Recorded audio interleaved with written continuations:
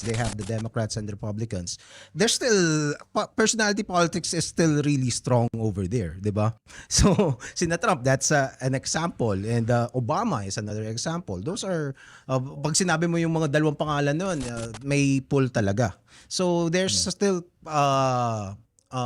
personality politics. But then again, their political system, there's a clear divide on, I think there's value in that also. Though nagkakaroon lang naman tawag dito, ibang klaseng polarization din naman ang nangyayari sa ganung sistema.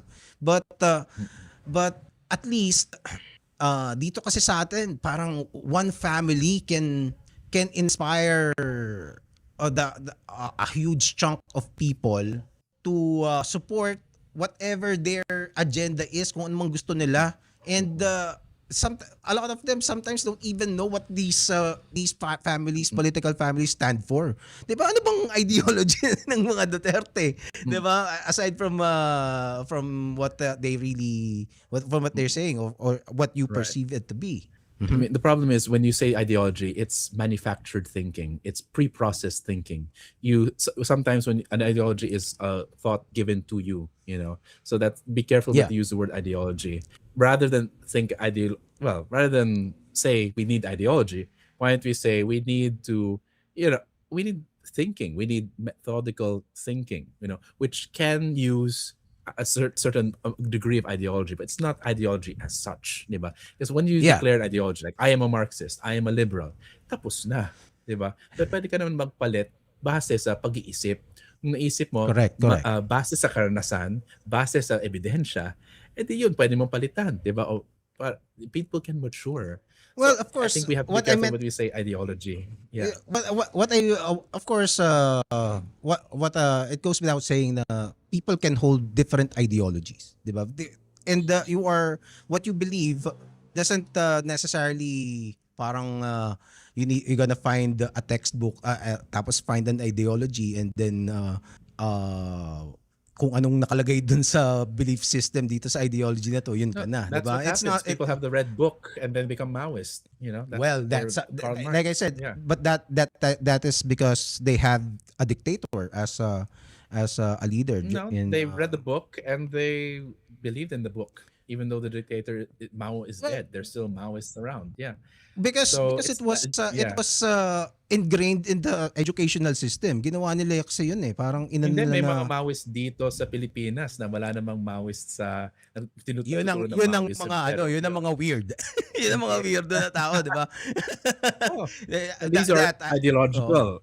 These are the ideological things that you're speaking of. So again, ideology is not the answer. Yeah. Maybe, I think baka sinabi mo panindigan. In ideology, but I suppose by ideology, what I meant is a combination of one, yung actual na standard ideology definition, mga political ideologies, and value system that was taught to you by your parents, by the community, 'di ba? And also personal your culture. And also your personal experience, 'di ba? You can develop ideology from your personal experience. Yeah. But I think it's a matter of para accepting na we choose our leaders by variety of factors. Yung ideology mo, yung values mo, yung principles mo, yung culture mo, yung experience mo. So I think yun yung dapat natin i-consider din. It's not yung Pilipinas naman kasi unlike yung sa US, 'di ba? They're a bipartisan system. Na parang if you're not a Democrat, you're a liberal, parang ganun. Or you're a Republican. Sorry, if you're not a Democrat, you're a Republican. Dito kasi sa Pilipinas, you have several So you're not boxed into one ideology basically. You can actually subscribe to a lot of ideologies if you want to. Ang ano lang dito is parang I feel like if we're going to select our leaders, tama naman si Mate na parang we can't really say who's the right or wrong leader kasi iba-iba subjective sa atin yun Whatever you want to believe in or whatever our experiences are, yun yung take into account once you choose our leaders. Pero I think ang dapat nating i-push sa next election ay dapat mag-set tayo ng criterias. Ang mga criteria kung ano dapat yung leader na iboboto natin. I think yun yung I think that's the thing that we need to establish and we need to push for. Kasi nga, iba-iba tayo ng paniniwala, iba-iba tayo ng experience, but at least we can agree on a certain criteria, a certain list of criteria kung ano talaga dapat yung magiging leader. Yeah, and yun yung problem. Yeah, Go ahead, sorry. Yeah. Go ahead. So siguro wanting to put it is sometimes people don't really know what they want. Yeah, Siguro, di ba? Yeah, Sometimes You give them a menu, parang you give them criteria para matulungan mo sila to decide who they should vote for. yeah, and sometimes parang it also takes a special moment na ano ba talagang to even ask yourself, ano ba talagang gusto ko, di ba? What do I really believe? Do I really believe what I'm saying, or am I just following the crowd? Diba? So, and sometimes may mga taong it doesn't even occur to them that that question needs to be asked. Ikaw ba, boy? You want to add something? Ako sa tingin ko, instead of like yung ideology, I think it's better na ma-digest mo yung data on hand para sa mga profile ng mga iboboto mo. Instead of like, ito yung gusto ko, ito yung ganyan. Kaya nga, gusto ko na rin i-promote yung ko Kasi sige. No. Galing. Di ba alam naman ni Boss Comics Man Doon sa channel ko, nag-ano ako doon, di ba meron ako yung profiler ng mga candidates. Tapos ina-upload ko. Parang website yun. Actually, I was doing it like nung 2024, dapat ilo-launch ko nung 2025. So na-profile na namin sila, Bongo, lahat. Dati senator lang Tapos presidential balls.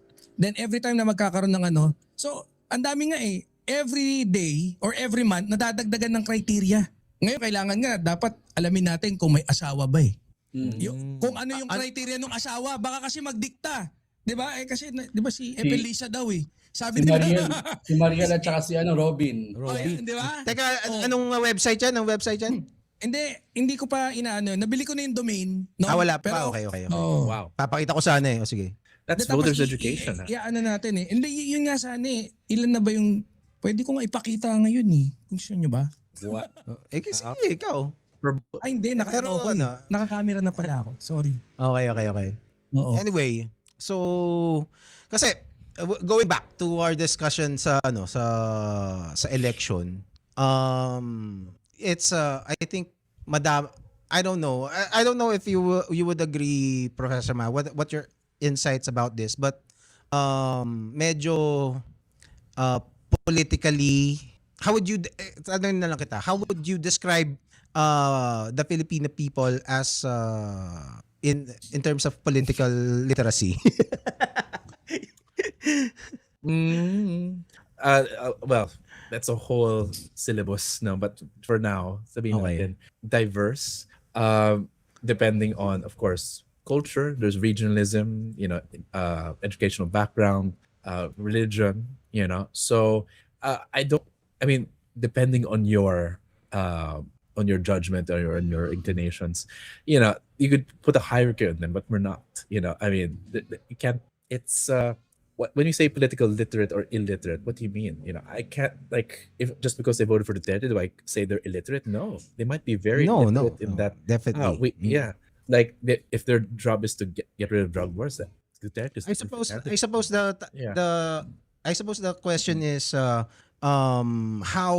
people choose their voters according to what that would benefit them eventually, diba? So kasi ideally you vote for somebody that would be beneficial to you, and if you are to me, if I'm gonna decide what a correct vote is, that would be it, diba? If my vote to you will eventually give me something back that's beneficial, that's one reason why I could call the vote is correct. Then you have a lot of people. You have a lot in common with people who vote for people who buy their votes or patronage. Like sino nagbibigay ng ayuda. Yeah, so not really. Kasi Comics Man Crossfire is a fully independent production that champions free speech through real conversations, principled debates, and unfiltered exchange of ideas from the best people we can find. You can support this program by joining our YouTube membership, which gives you access to the unedited live streams of the episodes, or by sending direct donations through this QR code. Salamat at mabuhay kayong lahat. sometimes yung binoto mo just because nabigyan ka ng 500 that doesn't mean na yun na yung, 'di ba? Honestly, Something like that. I don't like defining who's literate or illiterate, but I think what we have to, all voters have to understand, is you're voting not only a president for yourself, but the president of your neighbor or buong bansa. Yes, of course. Well, Yeah. of course. It goes without saying na it's not only beneficial for you, it also beneficial for the community, because if For it's our country, beneficial for the community and the country, that would Mm. eventually. I think, well, personally, if I were to ask me, the kind of it's rather than say who's correct and who's wrong, pag-usapan natin, pagdebate kung sino dapat maging presidente, at pagkatapos, tingnan natin, wait, that's all I can say. I mean, it's difficult to say. Like, Okay. I don't know who to say who's illiterate or literate. What we have to say is it's about process, not about judging who's literate or literate. And if people Okay. are incapable, based on if they are illiterate, then that's a problem of education. I suppose illiterate is too strong of a word that I used. But yeah, okay. How about you, attorney? Yung in terms of our Actually, area nyo to eh. Matas. Kung matalino yung mga Maoist, hindi ako marunong sa mga ganun eh. Pero Okay. basically kasi, I feel like kulang talaga tayo. Ito na lang. I'm not going to talk about literacy, political Okay. literacy. But I feel like kulang talaga tayo sa voters education. Ganoon na lang. Because tama ka naman dun, Comicsman eh. The Filipinos don't know what they need to look for. Diba? Yun yung number one doon. If we are already parang aware, politically aware of ano talaga yung kailangan natin in order for us to have a better country, then all our votes will lead to that. At saka lahat ng mga biboboto nating kandidato will fit that criteria. Kaya nga sinasabi ko earlier talaga, if we can convince people really to parang change their ideology or change their perspectives, at least we can provide them with a list of criteria of the things that we need to look for in a leader. Parang ganun naman yung sa akin. So, yeah, mahirap siya. It's going to be difficult kasi parang sabi nga nila, I think Banat Boy can also relate na parang yung mga kakamping daw, ang ginawa namin, let me educate you. Parang, ganito yung boto mo, ganito, ganyan. So, mahirap din yun kasi nga, it becomes personal. It feels like an attack, especially for the people who are not parang literate, 'di ba? Parang hindi sila mayaman, hindi sila nakapag-aral. So feeling nila inaatake sila pag sinasabihan mo sila na ito dapat gawin mo, ito dapat iboto mo, ito dapat ano yun. Kasi nga parang inferior na nga sila, inferior na nga yung feeling nila, tapos tuturuan mo pa sila kung ano dapat yung gawin nila. So parang I think it also parang ano din yan it's also a class divide thing. Na parang nakikita yung mga kakamping or as elitista. Si Duterte kasi he speaks our language, kaya iboboto namin siya. Nagmumura siya gaya namin, and he talks like us, like my friend. So parang they can relate to him, parang ganun. Yeah. Yun. Honestly, Okay, I prefer- may sasabihin ko. Sige. Yeah. Comicsman, bossing. Ito pakita ko ba? Okay lang ba? I-share Sige, natin. sige, of Baka course. baka magkaroon kayo ng input. Website, yun yung website Sige. mo. Hindi, sige. i-ano ko pa, pero asan na ba? Tingnan ko nga. Wait lang. Windows. Pwede ako mag-share screen, no? Of course. Ayan. Ba tayo mag-appear? Teka, ayan na. Wait lang. Loading. Ayan. So, and actually, noong 2024 pa to para sa 2025 election sana. So, parang profile ng mga politicians. So, nagkakaroon din siya ng ranking. Ayan, kung sino yung namumuna. Tapos below, meron din tayong yung mga first quarter na senatorial, yung mga surveys, nandyan. Tapos pagka-click mo na yung gallery nila, kunyari si Sarah. Sige. Si SRT. Ito kasi medyo kompleto na. So dito alam mo na lahat, no? Yung buong pangalan, tapos kinonect ko yung mga old pictures, dating pictures, tapos Wikipedia niya, ikinonect ko na para sa madali mo ma-access.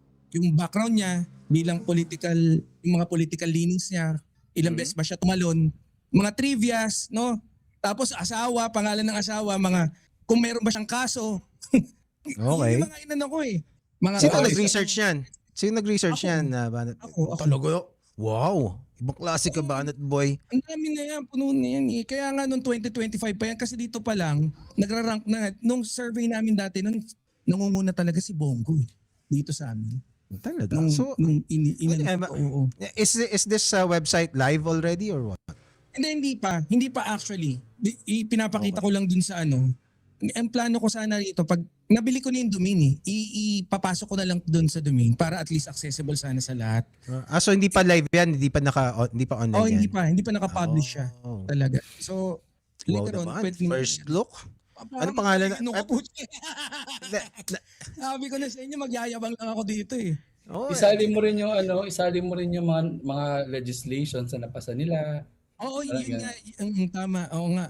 Kasi Ganda. magsama ka rin ng mga ng mga political pundits, nga, mga shows yeah, katulad mga nito, ganun. 'di ba? Oh, 'di ba?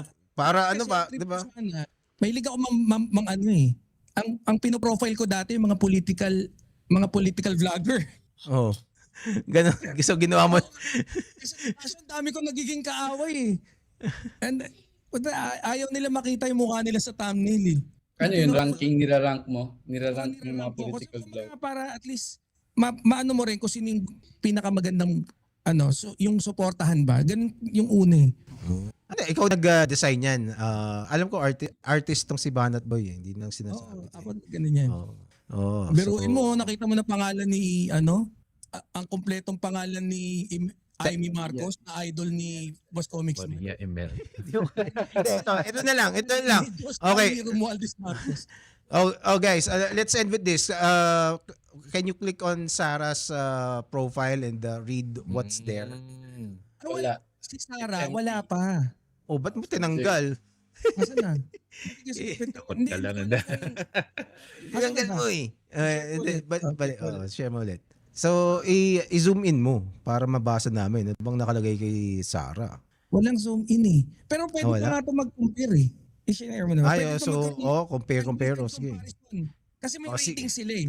O, sino gusto nyo? Sarah versus Rapi Tulfo. Pwede sana, no? Hindi ko lang maaano eh. Hindi pa magawa. Wala, hindi. Pero yun na yung ano niya. Pinakita ko na dati kung paano ko isa side by side eh. Masyadong Okay. yung script na gamit ko. Hindi ba? Hindi, So, ayun na. Control plus? Ayaw mag-control plus? Ayaw, hindi ko rin malakihan eh. Ah, Hindi okay. ko rin makikita. Lagyan mo ng control plus na function. Kau naman, no? Hindi, kahit yung doon sa share screen, kahit Okay. i-save ko ngayon, hindi magpapakita eh. I Mga see, libreng sakay. Ilang puno na mga ni Sarah. project. Talaga? Ang pangalan ng asawa at anak niya. Mga ganun. Sabi ko na DDSK. Sabi ko na nga ba eh. Oo. Mamin ka na, Banat Boy. Hindi, nung nag-ano kami ni Attorney Libayan, Oh. yun yung sinasabi niya eh. Kasi Na DDS daw ako. Yung parang sinabi niya nun, nagkaroon kami ng diskusyon nung best friend ni Boss Comics Man. Kasi papatunayan ko na DDS si Libayan. Yun yung inan ko. Kasi siyempre nagprepare ako ng mga ano para patunayan ko siya na ano na DDS na. Hindi, karamihan sa grupo niya DDS. Karamihan ng viewers niya DDS. DDS naman talaga si Atty. Rani. Oh. Ayan, oh.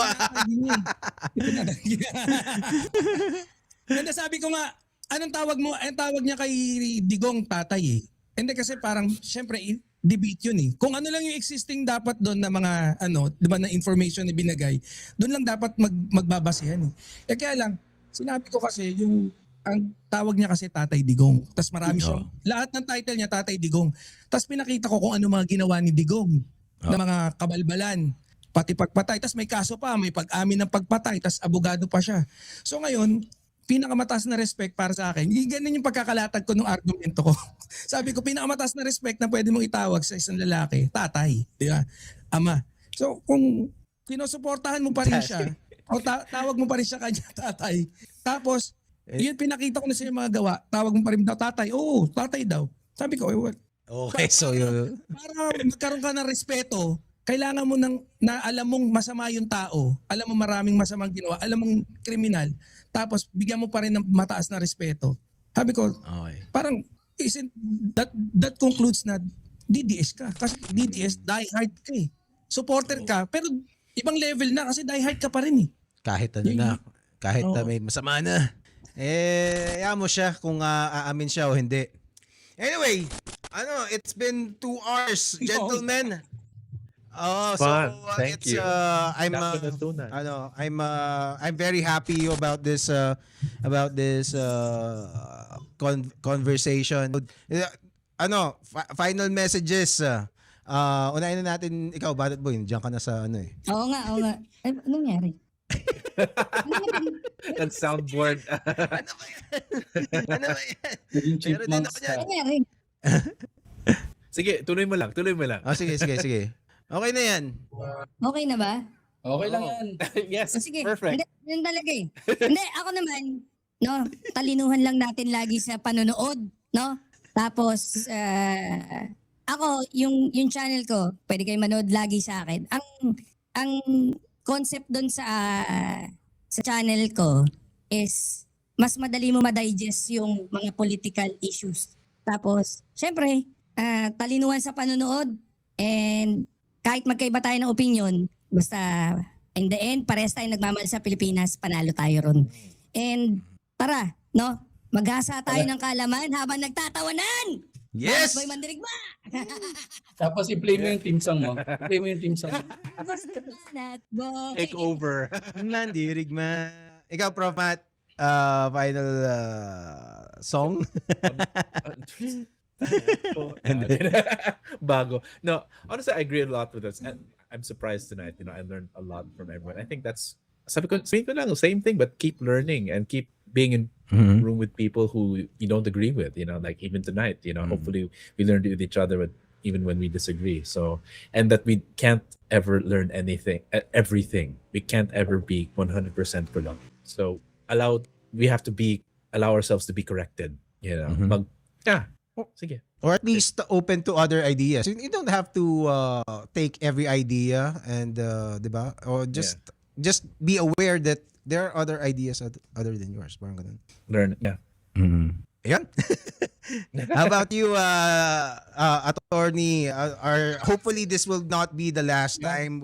I had fun. Thank you so much, guys. Yes. Ang akin lang naman, I know it has been very exhausting. Ang dami nangyayari sa bansa natin. Hindi na natin maintindihan kung ano talagang totoo, ano yung hindi. Pero at the end of the day, I think a moral lesson dito is wag tayong mapagod na mahalin ng Pilipinas. We should not be getting tired of loving our country because at the end of the day, wala tayong choice eh. We're here. I mean, pwedeng mag-abroad si Banat Boy, pwedeng mag-abroad si Prof. Matt, si Comics Man. But at the end of the day, you always go back to the Philippines. And parang dapat talaga patuloy nating isipin ang kapakanan ng bayan, kapakanan ng mga fellow Filipinos natin. So huwag tayo maging selfish. Yun lang. Yun. Pero may mga quotable quotes yan. Live with the DDS tapos mahalin mo yan. Wala tayong choice. Parang speak nakakatuwa yung ano natin Pero next time mag-invite ka ng DDS para awayin natin. Actually meron akong sa lahat ng mga DDS diyan, this platform is open. We love you. Actually meron akong in-invite, yun nga lang yung iba hindi pwede, yung iba hindi nag-reply. So eventually eto at least meron na tayong magandang pwedeng ipakita sa kanila. 'Di ba? And not just the DDS, everybody from all sides of the political aisles. And also this show is non-politics exclusive. Meron din there will be culture, there will be tawag dito mga classic debates. Abangan nyo lang, just subscribe to this channel, Comics Man Crossfire is live. Okay, and more exciting conversations are on the horizon, in the works. Okay, so that's all. I suppose right now, let's wait and see. Let's hope for the best. Let's pray and let's I don't know.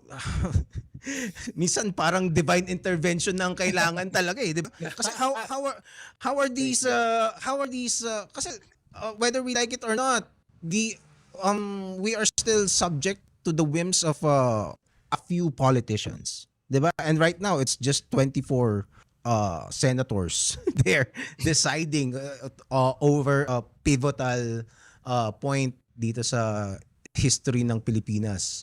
And we're basically at their mercy. And hopefully, I don't know.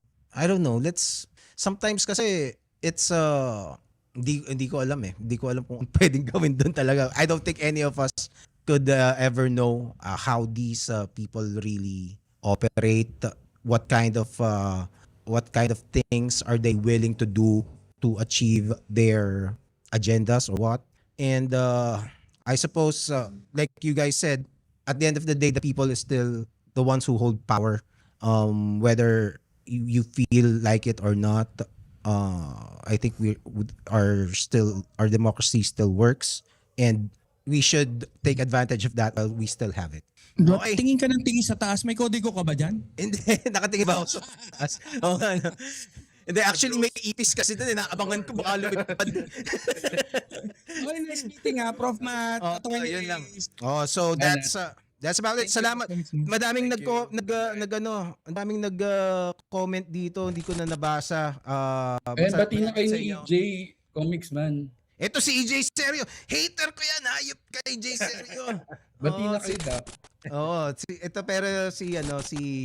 Si Dada andito yan. Pero okay lang si EJ. Cool yan si EJ Serio. At saka kunti lang nagko-comment eh. To everybody who watched again, and dun sa mga manonood pa, maraming salamat. Yun muna. Alright. Yun muna.